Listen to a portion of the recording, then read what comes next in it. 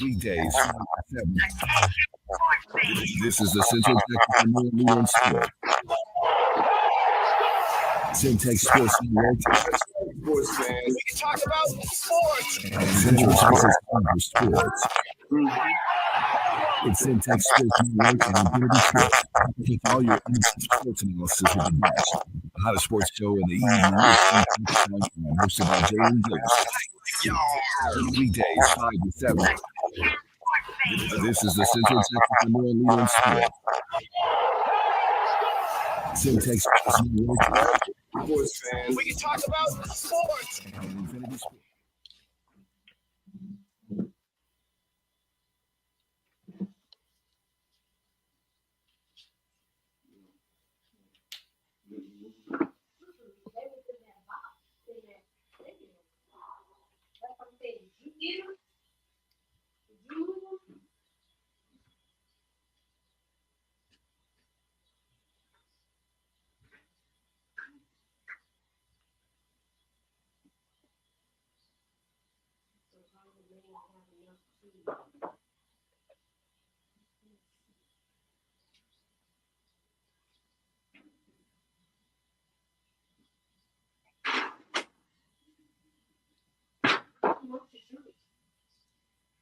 Yeah, we can't hear. I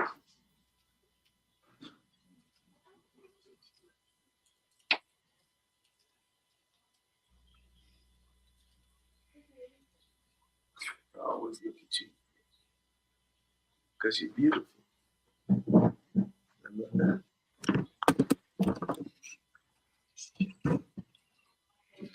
All right, man.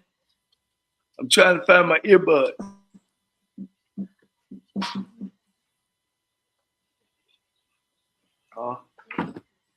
I thought you had some too.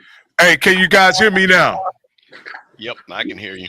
All right, man. All this technology over here, I'm over here trying to work I'm trying to work the board from the radio board as well as the studio. I just want to welcome everybody. You're on with HBCU Coaches Corner. I'm here at the 254 Podcast Studio, broadcasting live on 94.5 HD Infinity Sports Radio. We have a really big show ready for you tonight. We have some really special guests, man. And but before we get started, I go ahead and ask Coach Campbell. Coach Campbell, how you doing? Listen, man, you know what it is. You know what this week is. This is SWAC Championship Week. FAMU, Jackson State. This is what HBCU football is all about, man. Hey, listen, boy, you see why I got the background here, man? We coming to win championships this weekend, man. All right. So we Coach Cole. Yes, sir. Hey, I seen you on TV.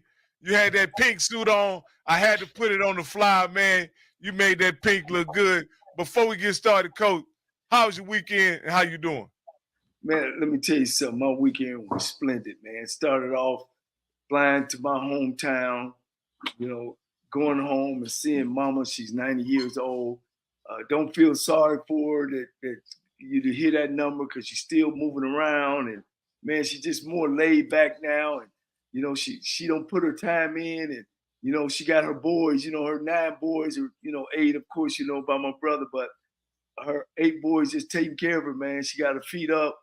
We running and going to get cheesesteaks and get her breakfast. And, it's a pleasure, Coach, man. Because, my mom, man, she serviced. Just think, Coach, she had 9 sons, right? Let's just say if one of us just brought one guy home, that's 18 kids, right? Let's think about that, Coach.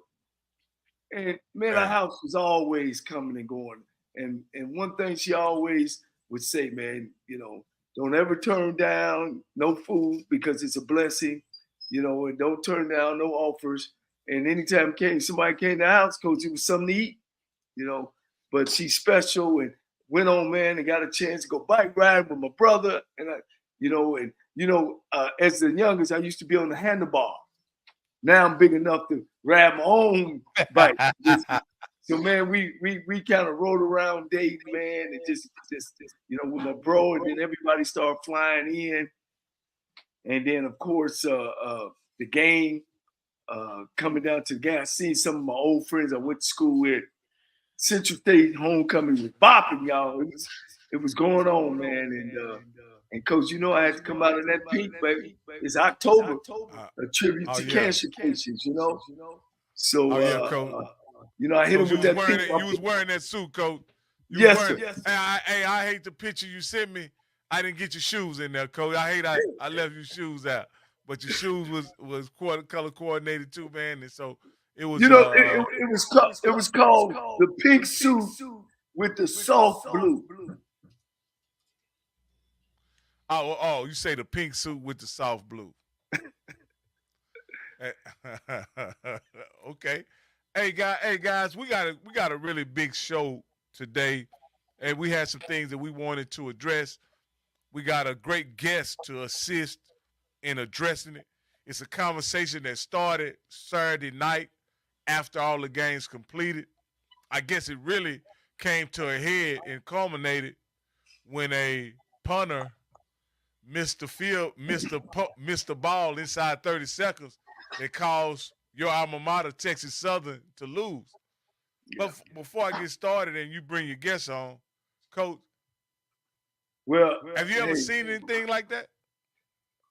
Well, you see that when guys are not prepared to sit in that position as a head coach, and I heard it's ended the you know, it's speak after the game, his interview after the game, and you know, he kind of said that players got to play and then make those plays. You know, the center's got to snap the ball, the kicker got to catch it, and the ball. You know, and I hear that a lot, and sometimes, you know, as head coaches, you know, we got to take some of that blame. You know, and one of the things is they were so backed up that, you know, his heels was at the out of bounds line.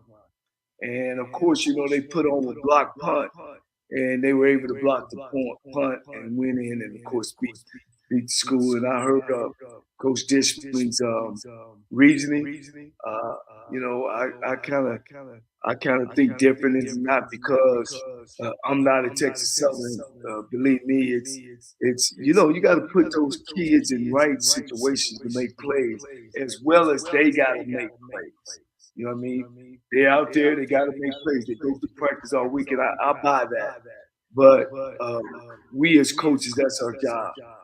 And, you know, and the idea of it was, okay, if we take the safety, we still up one, but now we can kick the ball back and make them go 80. You know what I mean? So, you know, you made the call. He made the call to punt it. That's what he get paid to do, and it didn't work out. And you know, you got to bite on that one, Coach Campbell. You know, you got to bite on that one because you knew they was going to put on punt block. So you know, that was that. And you know, it just was a lot of low scores, a lot of teams that we think should have won, and it's been a lot of that. And it's good for the fans, though. You know, when you got a lot of parity, it's good for the fans. It just ain't good for the fan that's on the losing end. So, with no further ado, is he on, Coach? Yeah, he's in the black room. This is a guy, man, that I cherished and learned a lot from as I was coming through my coordinator's job when I was at Alabama State. And then he moved on to be the head coach of Grambling. I thought he's first class. He is first class. He's won national championships. He's been on the national championship staff. He's an HBCU man back in the late 70s. Played quarterback for Alcorn State. You know, I can't say enough about my friend and who I think should be on somebody's sideline, Coach. Somebody's sideline. And that's Melvin Spears. How you guys doing? Excellent introduction. Yeah. So, Coach, how you doing, man? I'm doing well. How you doing, Coach Campbell in the group, Coach Cole? Hey, I'm doing well. This is Rocky and I'm doing well. Glad to have you on, Coach Spears. Somebody of your uh, wide knowledge and understanding of football and especially HBCU football. I look forward to bouncing some of these questions off of you that many of our listeners have about what's actually going on in the SWAC and the quality of the play. I look forward to hear your input on that. You know, one of the things is that we've had a great opportunity to come into a situation where. Hey, Coach, might have to turn the thing down. I need to turn my mic down. No, you're back. Can you guys hear me now? Yeah, I hear you just fine. Okay. You know, the Southwestern Athletic Conference has really been dear to all of us that are sitting there. And certainly when you look at the things that are going on, whether it's technique-wise, whether it's recruiting, as well as just doing all the little things that made us who we are. And you got to remember now, we're standing on the shoulders of some of the greatest guys that ever coached this game, but also the greatest guys that ever played this game. And when you see the current situation, when you think about our culture, when you think about the things we're looking for, the things we stand for, you know, wow. It's just sometimes you just wonder whether or not they really understand really what we are and the things that we're doing. Well, let me ask you this here, Coach. Back when you were coaching here in the SWAC and you even played in the SWAC, is that correct? That's correct. Yes, I did. You played at Alcorn, right? Right, 1979 SWAC champion. All right. You never forget those, do you, Coach? Hey, not a day. That's something. Hey, that's something that if they said you couldn't do it, but all of a sudden when you do, it's always there. Well, let me ask you this here, Coach, because when you were in the league, there were coaches that at the helm who had lots of experience, right? Yes, we had a bunch of legends. Big word. Go ahead. I'm sorry. No, I was just saying we had a bunch of legends during our tenure when we played in the Southwestern Athletic Conference. And thus y'all had legendary names and coaches and this, that, and other.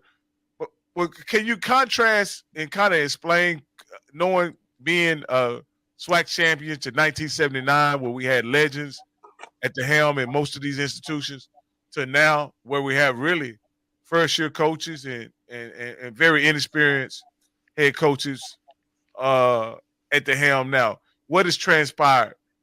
But what we had back then, what we had then in a legendary mode, we had a group of individuals that were outstanding leaders.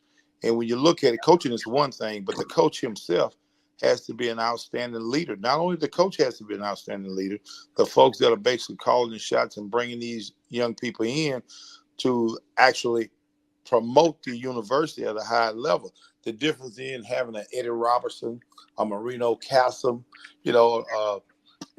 Ace Mumford and Coach Richardson and all those guys had excellent blueprints, but they had to go through all the pitfalls in order for us to be able to matriculate toward where we are right now. Right now, I think we are not holding up our end of the bargain simply because of the fact that we think it's all about football, the head coach. The head coach is the ambassador to the university. Everybody knows who the head football coach is. They may not even know who the president is. So therefore, it's a fiduciary responsibility to not only lead, set the standards of what we're trying to do, and continue our great culture that we have. And that's some of the things that I don't see occurring. I think, sometimes it's just an opportunity for a stepping stone to get to another factor, when in fact you got guys that have actually gone through our conference, have paid a price in our conference, and serious about us moving where we used to be, bringing the kind of players in that compete on a real-time basis, day in and day out. Well, Coach, I know me and you talk about it a lot, about hiring a staff and Rocky went back and looked and said the last 24 years, all the coaches who have won a SWAC championship, what, Rocky, 18 of them, 19 of them ain't even coaching anymore, or Yeah. they somewhere else, they out the conference, and a couple of them. So, what's your thoughts on that as well? Well, I think, Coach, the bottom line is that our opportunities, like you always said, when we had an opportunity to get together, not only do you bring one, you train one as well. I think we've had an opportunity to train a number of individuals that can come back and do the things that we need to do.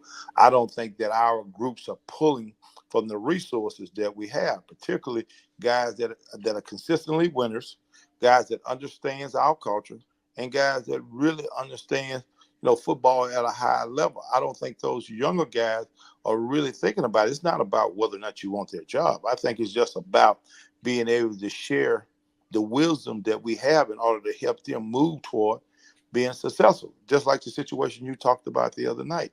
That's a no-brainer.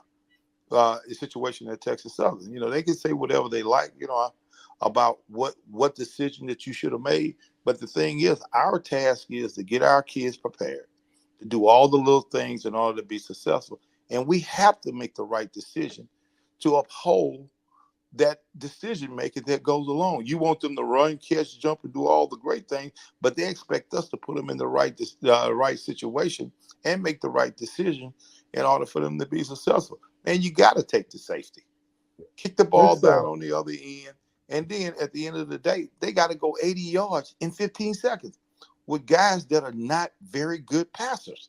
So therefore, Texas Southern was really had the advantage in the fact that the coach didn't make the right decision. They kind of lost the game. So those are the things with a seasoned guy on the staff. And I don't know who was on Texas Southern staff. I'm just making a bird eye view of what occurred. When you got seasoned guys around you, guys that are champions, guys that understand winning, they would have made certain that those situations were talked about during the timeout. Yeah. Coach, I want to go down memory lane for a minute. And when you start looking at those championship coaches, all of them had a pedigree, Rocky and Bishop, you know as well. They all was either offensive coordinator from these greats. They were, receiver coach. They was a part of somebody. My tree, of course, everybody know. My brother Pete Richardson, I came up under Coach Lee. I know you, Coach. I guess I'll steal your thunder. You and Doug worked together. Yes. Also, y'all came up under Eddie, and then you played for Castle, didn't you? Marino Castle, yes. Yeah, yeah. So when you start looking at those championship guys, they all came up underneath greats. Guys that handed the baton off to them. But we don't have that now, and I think that hurts the program. We all talked about Deion Sanders and how great he was for our conference. Don't get me wrong, he brought some thunder to our conference. But when he went to the championship and played seasoned guys, he won the SWAC off of talent and all the fanfare. But when it got down to the brass taxes of, coaching, I just don't think that back in our day he would have ran through the conference like that. I don't either, because I think, number one, the talent would have been comparable. Certainly, when we talk about the competition, the things that we did at Graham and the things you guys did at Alabama State, man, it was really, really tough.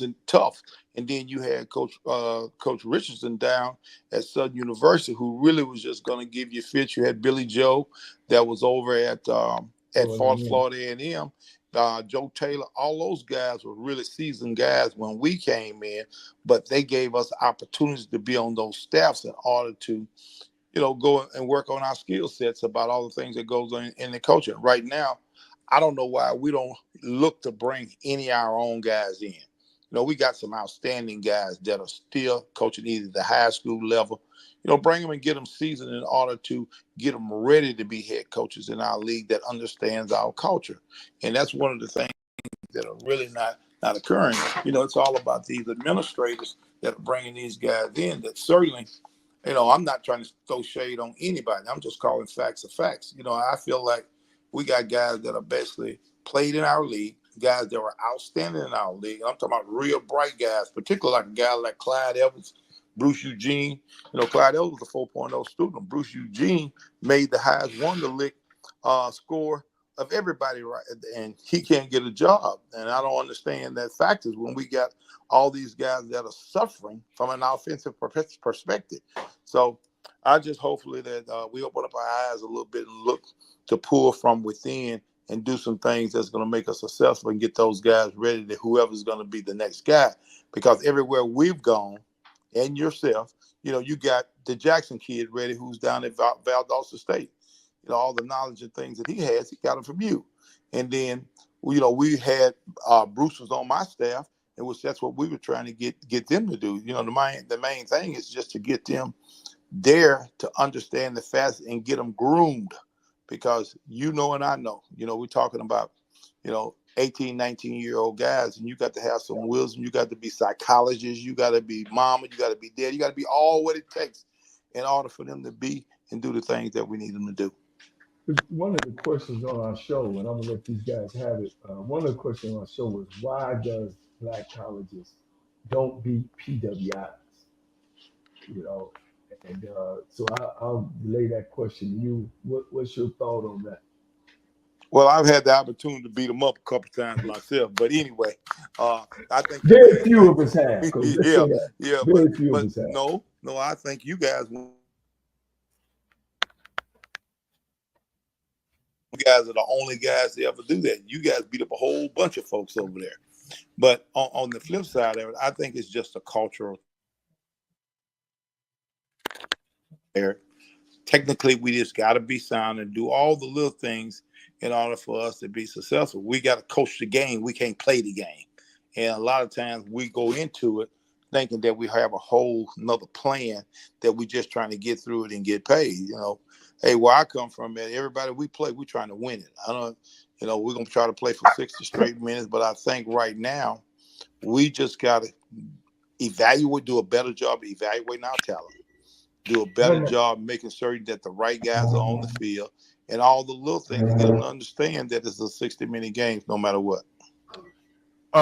Coach Spears, I want to step in here for a second. I got a question for you, but before I ask the question, I want everybody that's watching this to take a moment to like this stream. Also, I would like you to share it with somebody. Share this good content. We invited Coach Spears on here. Championship coach as an assistant, coached at Grambling, and also coached at his alma mater, Alcorn. We want to broaden the conversation, and we also want to encourage the callers to call in. And I'll have the call-in number scrolling at the bottom here shortly. Also, I want to let everybody know that we are on the Off-Script channel. But if you have a moment, could you please click the link that I just shared on the Off-Script channel and come over and give me a like and also a follow as well. And I certainly appreciate it. You know how this YouTube stuff works. We become more relevant as people like and share and post, and want to encourage you guys to continue to make comments as we continue the conversation about SWAC football. But I want to go ahead and ask my question to Coach Spears. Coach Spears, what is when you were coaching in the SWAC, right? I don't know who your AD was, right? But do you think it is? I know at one point there were ADs throughout the SWAC and HBCU football who were former coaches, right? That's not the trajectory anymore. They kind of take administrators now and put those guys in those athletic director positions. What's your take on what kind of person or what kind of experience makes the best AD for an HBCU university? I think traditionally, period, and not necessarily just for an HBCU. First of all, you got to understand our culture. That's number one. Secondly, he has to be a finance type of guy, because one of the things that we get away from is the fact that we think that those guys are statisticians. They keeping track of what's going on within the school. But no, their job is to be fundraisers in order to provide each auxiliary with everything that they need in order to be successful. So we're looking for guys not only to have experience in understanding what we do at a high level, but also can bring some financial benefits to the university and have great vision. One of the things now, I think we're stifled with our vision. We just have guys that come in and just, I don't know what we do, to be perfectly honest with you. And I'm gonna be kind of straight about it.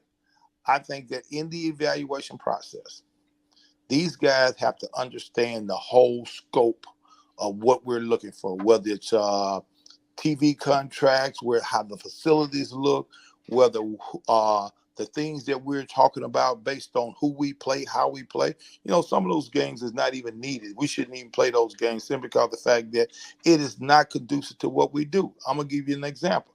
Why should Grambling play Louisiana Tech when we're recruiting the same kids? You know, it's un-Grambling like, and we didn't. So, but yes, I think that we need to continue to fuel our schools to do the little things that we need to do where we can compete at a higher level. Look at the blueprint up in North Dakota.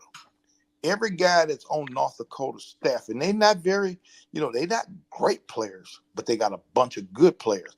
But all their coaches are from their culture.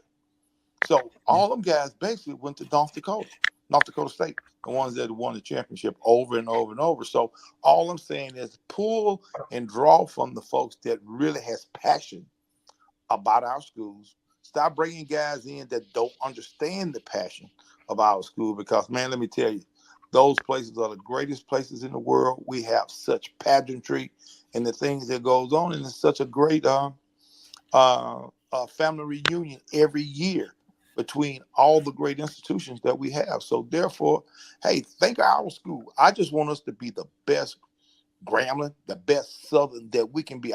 We don't have to pattern ourselves about anybody. Just do what we do at a high level, whether it's financially, whether it's educationally, whether it's making the right deal in order for us to participate. Those are the things that the AD really has to think about. He's not a bean counter. He ain't counting tickets. He got folks that work for them. The way we operate now is like, hey, the AD is responsible for all this stuff. And the staff members that he bring in, the staff members have to be astute about their job in order to be the very best. Coach, I want you to answer this question. One of our people said he coached Prime Time didn't beat. He said Coach Prime didn't beat seasoned coaches, so Coach McNair or Coach Simmons wasn't a seasoned coach. I just wanted to add to that. Say it again. It was you had to play great coaches every week. The caller was saying that Prime beat McNair and Simmons. And also Maynard, for that matter. Yes, and Coach Maynard. I Well, guess he's saying that those three were seasoned coaches. What about the other? What is it now? 9 coaches? 9 other coaches in the league? It would be 8. It would be 8 coaches. What's your? Well, beating each other is one thing. The pudding is in the pie when you look at how they operate. You look at our structure. You look at how they operate, how they prepare their team. All those things really dictate season. Season becomes individuals that have been around our game, understand the culture, and had a older guy that have kind of taught them the rope. Yes, Coach McNair has been around for quite some time. Cornell Maynard has been around for quite some time. But in the Southwestern Athletic Conference, it doesn't matter. Back in the day, every guy was outstanding. Every guy was an outstanding leader. So you didn't know who was going to win the game. If you weren't prepared, you was going to get embarrassed. And certainly, we've taken away some of that camaraderie that we used to have amongst each other. And we were very close, all of us. Even though we had to compete, we were all really, really good friends. We all worked very, very hard to do the little things. And that's what we are missing from this group. We got a disjoint from really what's going on. I don't want to be like everybody. I want to be like, and the reason why I was in the suit, because my idol rode the seat. Eddie Robinson, Tom Landry, Vince Lombardi. That's why I did what I did, because that's what I emulate, and that's what the professionalism that they presented to me during my tenure. So all we were trying to do is basically make sure that these young people understand the significance of getting ready for corporate America, because someday The air is definitely going out of the football. And I can tell you the same thing. Johnnie Cole did the same thing because I had an opportunity to work for him. And certainly how you look, how you carry yourself, how you speak, all that played a major part. All our guys went to speech classes. We're not getting on the air. You hear these kids from all these other places now calling ladies, be interviewing, hey, man, yes, man. No, we taught them how to be true professionals and how to handle themselves. And that comes from the old guys. And that's what we kind of emulate. We just want to be back there again. Now you. Oh, I'm sorry. Coach Spears, first of all, I want to appreciate you being on the show. I do remember that Alcorn 79 team. I'm from Jackson. I grew up watching those Alcorn teams. As a matter of fact, you guys kind of stopped Grambling because Grambling was on the run in those 70s, and you guys won that championship, kind of stopped that run right before Jackson State started their run. So, Coach Cassom, big fan of his. But I wanted to ask you, we're talking about coaches and we're talking about things, but somebody said in the chat things have changed. Where do you see now what we need? I know you're saying, but we've got a lot of guys that are coaching at other schools at lower levels and things like that. We've heard the name Sean Gibbs, Chinnisberry just came up, South Carolina State. Teddy Keaton's doing a great job at CRU. Are we looking, because I think what I've seen is a lot of ADs, to your point, do not know the depth of the coaching talent because they weren't around. So it's not to say that I'm 54 years old. So as some people say, I'm considered young, but some people I'm considered old.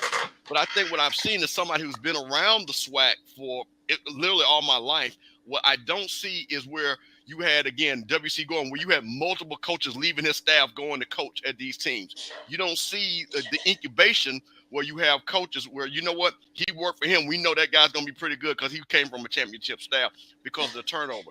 So within this new era, what do you think we need to do, based off of that? We just need to go back and take a look at, if you bring one, teach one, and get them ready to go and have the attitude that your task is. And our task, Johnny and I have had this conversation many, many times. Our task is really to get the next guy ready to take our job. And we need to approach it from that perspective. And all those guys, when you saw WC Garden team that took over, beat us up during the Perry Harris and all them guys, most of them guys that was coaching with him was from Jackson State. Same thing with Marino Castle during that time. Coach Eddie Robinson, all his guys stayed with him for 50 years. Every one of them guys played for him.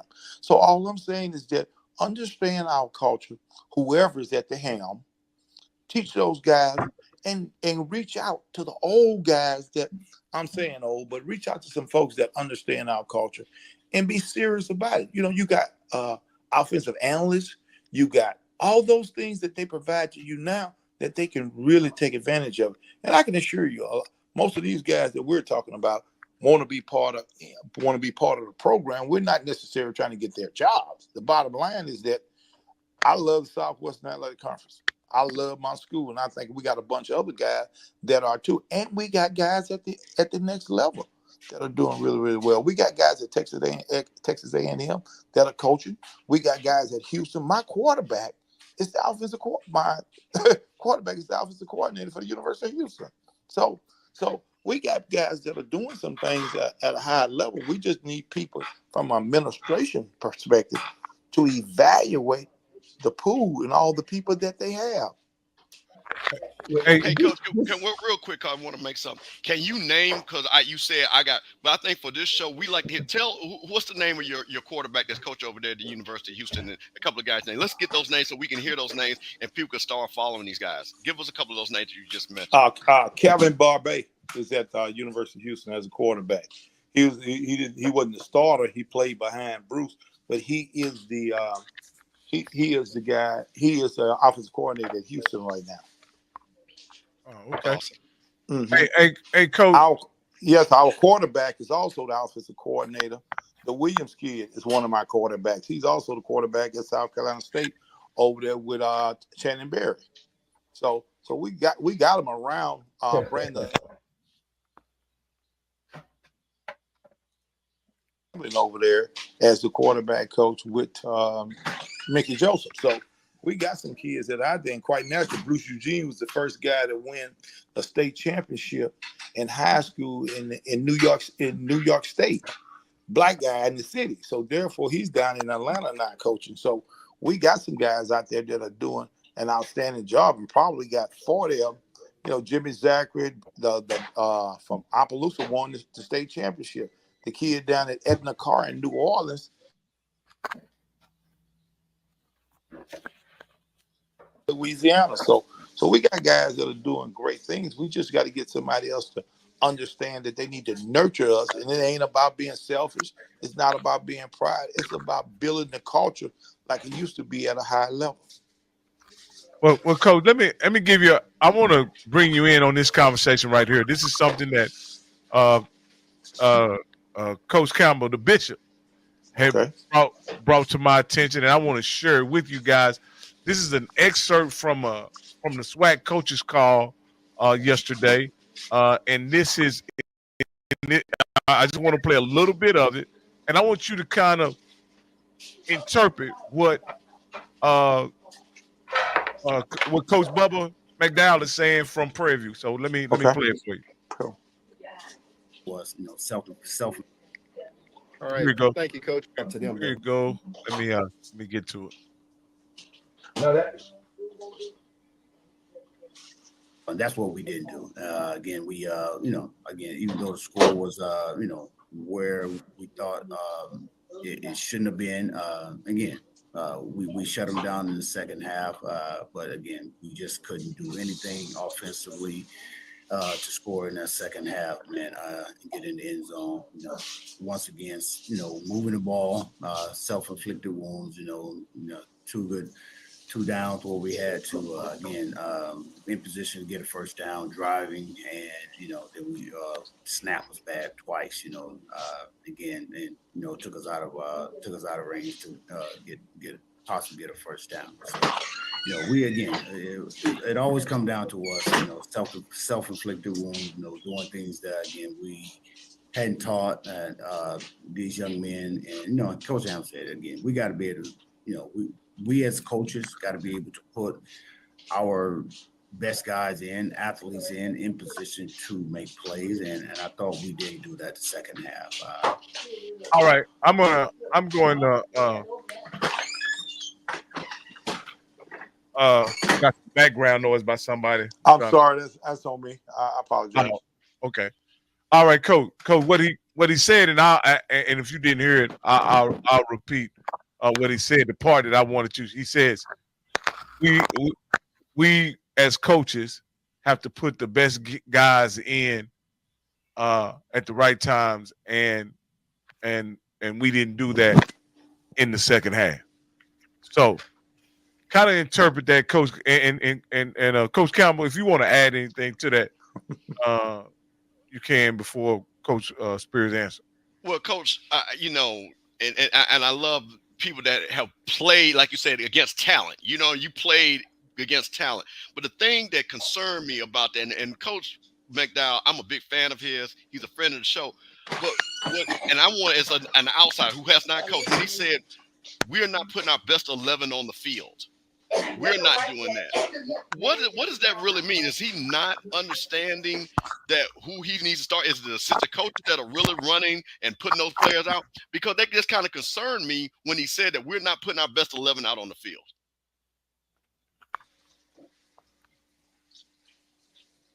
So is that question to Melvin?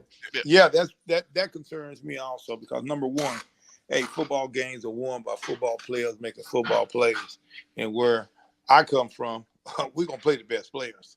And it's our fiduciary responsibility. If the best players are not participating as the head coach, I'm going to make that decision myself. If, in fact, I think that a guy is better than the other guy, and I'm going to have evidence, I'm going to have credence, and I'm going to see him participate at a high level. And I'm certainly, the one thing about it that I think I took from Bear Bryant, I used to listen to him all the time. Bear Bryant said that he don't coach players, he coaches. That's the responsibility of the head coach, to make certain that his coaches are evaluating those individuals accordingly. And we're looking for playmakers. We call them PTPs over there where I come from. And we had a whole bunch of them. And I can tell you, competing against Coach Cole and the other guys, and Coach Cole was really our biggest nemesis. You know, we're at some juncture, you know, we'll have a couple knockout, drag out fights with a couple other folks, but we had to come in there and really be prepared. Our kids had to play full speed. One of the things that concerns me, and I agree with you, Coach Campbell, one of the things that concerns me is our energy. Little things, getting to play in and out on the field, just being totally organized to the situation. So I think all that stuff there, instead of worrying about who's going to be the best player, I'm going to make sure the best player is going to be on the field. But I can tell you this, too. Go ahead, Coach. Oh, somebody's ringing. I can tell you this, too, that when it comes to making a call, when we start talking about making sure that these guys are seasoned, a lot of times that occur because the bottom line is winning. That's winning every single day. You know, I had it with Coach Cole a couple times too about things. If he thought I wasn't coaching him hard enough, he got on me a couple times about it. So it ain't something that's unusual that we do. I just think that the head coach has to take total responsibility, take it away from his kids, and make certain that they do the right thing and put the right players on the field in order to participate. Yeah. All right, Coach. We have a caller with the last 45936. You're live on HBCU Coaches Corner. What's your name and where you calling from? Coach Pep. Yeah. All right, what's going on, Coach Pep? How you doing? I'm doing all right.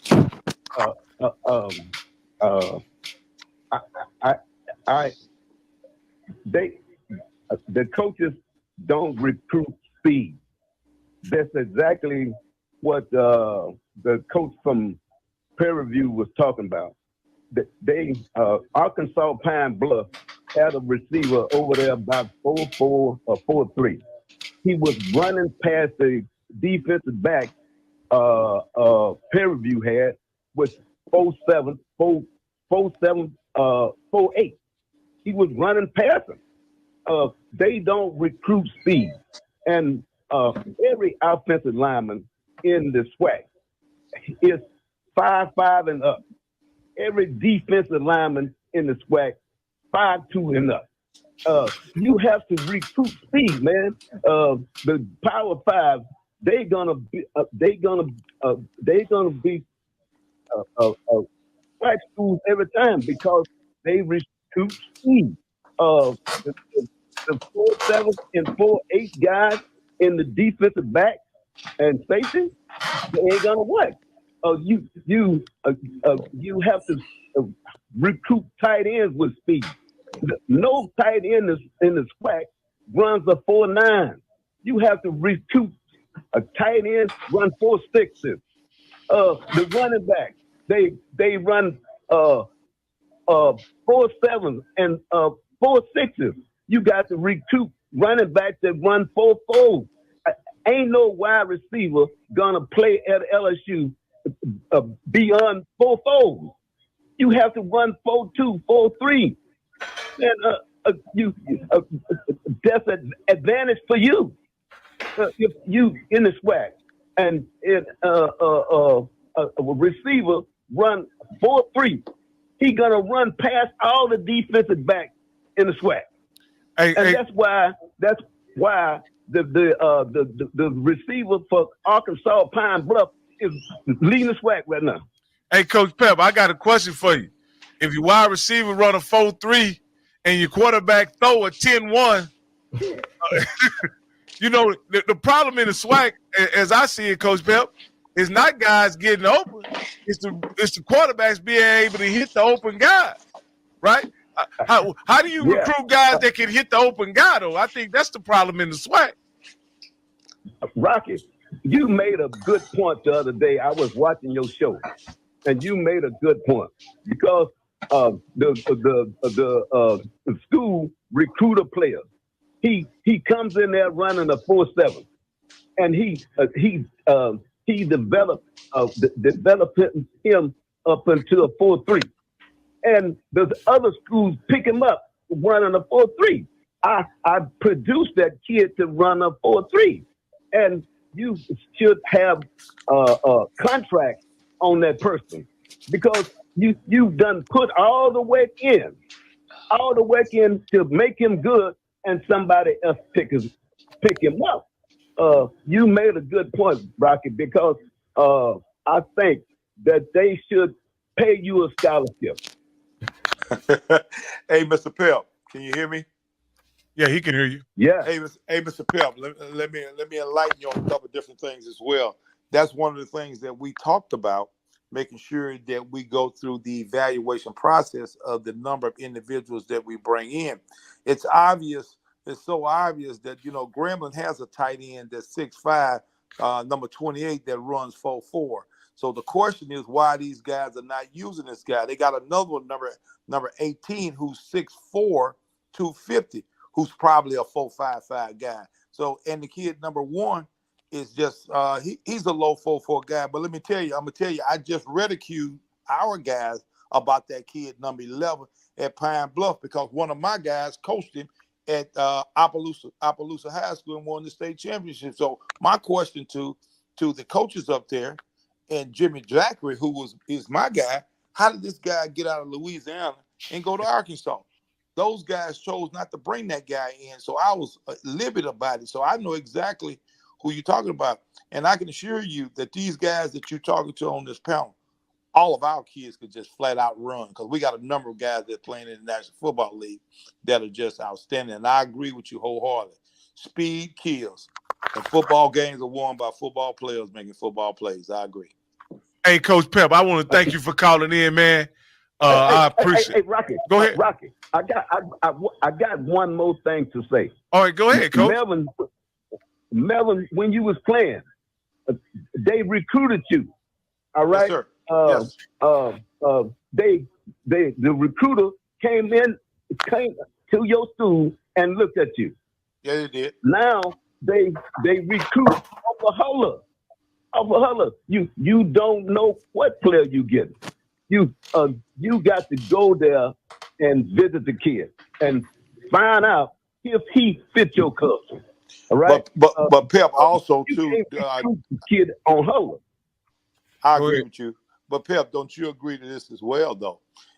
Everybody runs around talking about who's a 3-star, 2-star, 5-star. Hey, that don't mean a whole lot to me. And I'm gonna do just what you just said. I'm gonna see him up close in person myself. Bruce Eugene is a prime example, who's an All-American, had 140 touchdowns, was a no-star. Robert Brazil, who is as good as it gets, got a gold jacket, was a no-star. Doug Williams, who came out, who's one of the guys that set the stage for all our kids to be playing quarterback, was a 2-star. So it's all about our evaluation that Coach Cole and Coach Cameron, all of them talked about earlier. It's the people we bring to our school. No, don't just show up with them. We looking for them to be agile, hostile, and mobile as well.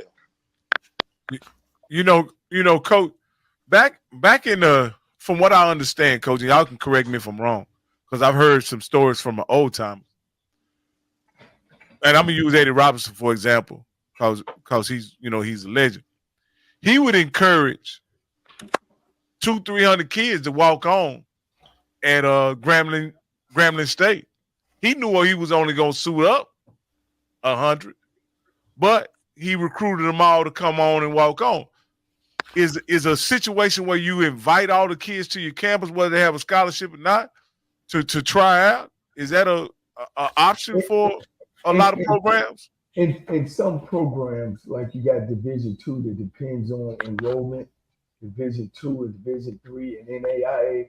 Yeah, you got coaches that they want to bring 130 kids. Let me say this though, and I know we got some people watching us, and Coach, played in the 70s, 80s, Coach, but and they want to say, oh well, it's a different time. It's a different time. And my question to them is, I know when I played in the 80s, coached in the 90s, we had more players going to the NFL than it ain't even close anymore. So my question to them of saying, oh, well, you guys are old guys. You know what I mean? Things have changed now. We're not even getting one player drafted in the SWAC or the MEAC or the SIC. So my question to them is, then what do they think the issue is? But go ahead, Coach. Yeah, you just made a point, but Coach Spears said something. But let's talk about something that nobody talks about. Those coaches, for the lack of a better term, and honestly, many of them were actually teachers by trade also. So they knew how to teach the game, Coach. I saw guys at Grambling, Jackson State, Alcorn, Southern. I actually saw Michael Strahan as a freshman. I saw him develop as a senior to be dominant. Jimmy Smith is my boy. I saw Jimmy Smith at Jackson State from a freshman to turn into an NFL player. I saw Lewis Tillman turn in from a freshman to an NFL. I could go on and just name guys, Jackie Walker, guys like that. Leon Seals, where you saw these guys freshmen, like I say, couldn't stop anybody. But there was coaching that was done. And what was funny, and I talked about this, you saw a guy that would go from all conference to all American to draft. This was something that you saw. So what I think, Coach, honestly, we don't see is the teaching part of the game anymore, where you're getting guys that are freshmen. Now, I'm going to tell you something that does it, Trey Oliver, who that's his thing. Hey, I'm going to get a guy as a freshman, and you see the output of those guys as juniors and seniors. But unfortunately, I do not see that here in the SWAC, and that's what you could literally see a guy. And again, I'm repeating myself, but Coach, you remember this. You will see a guy as a freshman. You will see that guy as a junior. You're like, that's not the same guy. That's correct. I think the question is, where happened to development? Why don't the coaches understand the development side of it to turn them into pros? Because we got people that hadn't played the game, that don't know the game, that's making decisions. Eddie Robinson said that back in the mid-90s, 40 years ago, when we were traveling on the bus when we would go around and to each school and actually sell your program. Jacoby Jones is another one. I mean, and that's just in the 2000s. It's been a lot of kids, but we just don't put them in, and like you said, we just don't teach no more. Everything is microwave. We want to get the most talent. If somebody say he's a 5-star, we got to go get him. And he probably got 2 left legs. But that's the thing. We do not have the teaching no more because we do not have coaches who have been through the game. You could go to a school and coach know this. You could look at kids. The kid might have wide shoulders. He's real thin. But here's the problem with it, Coach. He got rotten teeth. So when he come to your school, you get his teeth fixed, and that's the kid that you see get drafted in the 3rd round. But I was there when Mike Strahan walked up in our office. He was no star. He walked up there with his cousin, with his uncle, because his uncle had played at Texas Southern in the 70s. That's how we got it, because they knew Coach Heisman. It's about relationships. We don't have those relationships. Make championships, Coach. Hey, Rock, before we leave there, we had a guy play last night that was a no-star. That we begged guys to take a guy by the name of the big kid Dawkins from the Buffalo Bills. He stayed 5 minutes from my house. From Greensburg, Louisiana, Grambling, Southern, all of them, we begged them to take him. He's an all-pro guy playing left tackle, protected number 17 for the Buffalo Bills. He gets in a bunch of fights though, but he's doing well. Let me say this here, Coach, and I want to ask y'all: is this a coincidence? Because we having something has happened in college football that hadn't happened in 60 years, and I'm gonna tell you what it is. 2 of our hold on, my bad, guys. Hey, can you hear me now? Yeah, we can hear you. All right.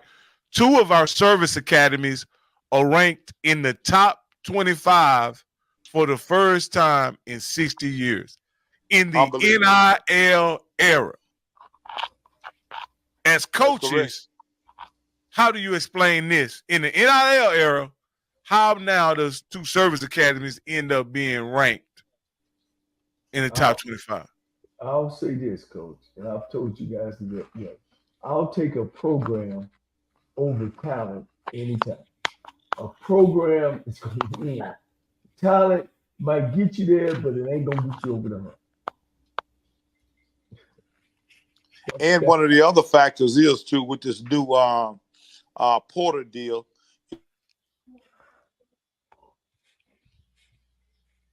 You muted, Coach. We can't hear you, Coach.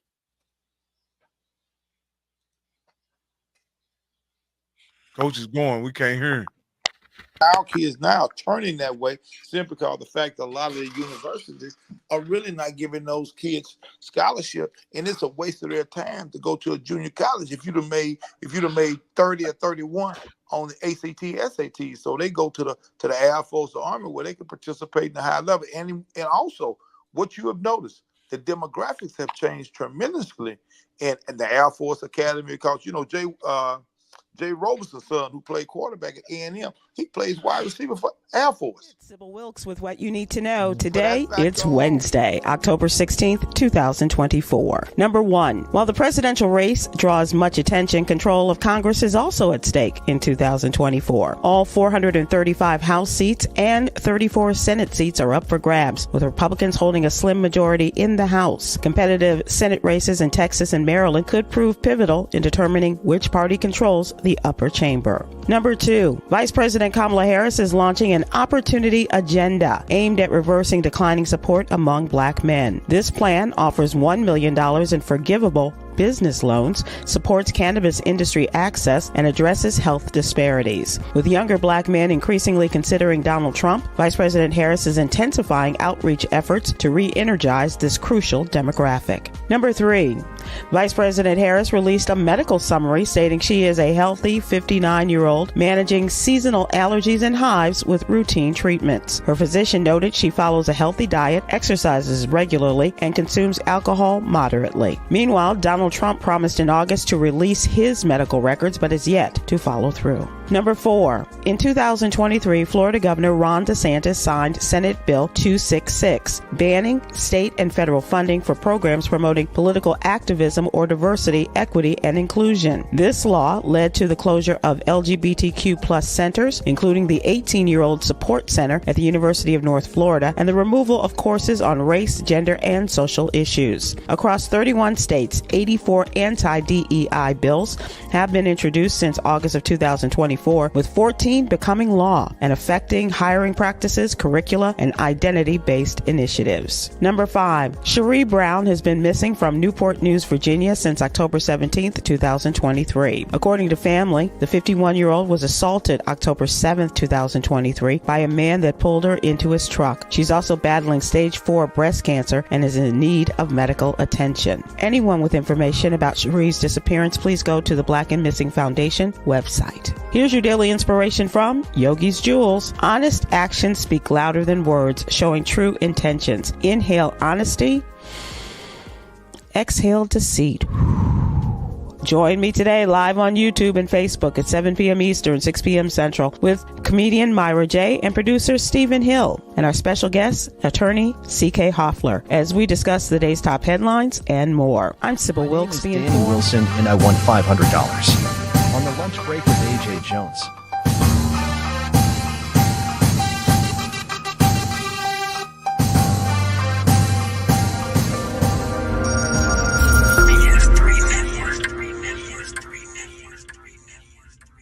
BS3 Network, changing the way you watch TV.